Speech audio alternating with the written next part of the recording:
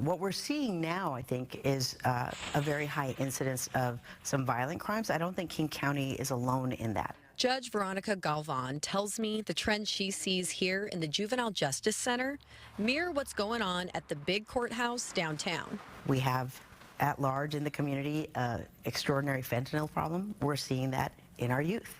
We have at large in the community crimes using guns and violence. We see that in our youth. If we zero in on just one local city, Renton, robberies at gunpoint, stealing cars, juvenile crimes are up across the board. And I think you've seen an increase because it was very, very quiet during COVID, and now we're kind of seeing the trends go back to where we were prior to COVID. King County Council reports juvenile detention bookings were on the way down between 2017 and 2021. But in the last couple of years, they've been creeping back up.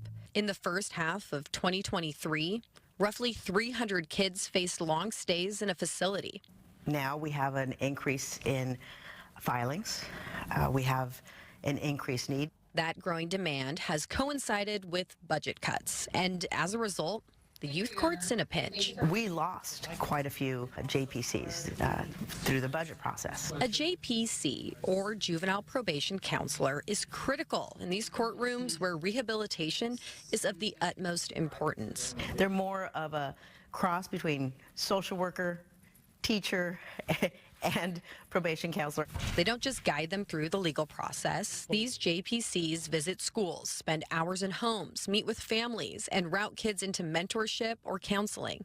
It takes a lot of time. It takes a lot of effort. They are beyond capacity for what standards say they should be in terms of their caseload. Typically, a counselor will take on 20 kids at a time, but there's not enough to go around.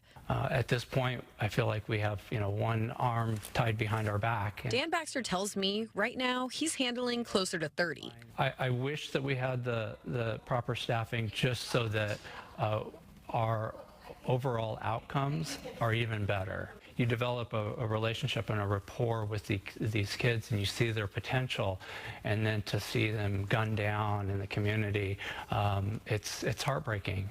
Dan shared for every case like that, there's a success story, and that's why he and his colleagues are committed to the cause. They're in this field not for the money, not for the prestige. It's because they care about the youth and families.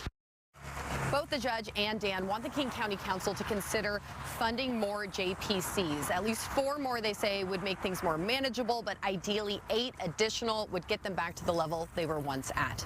Reporting in Seattle, Lauren Donovan, Fox 13 News.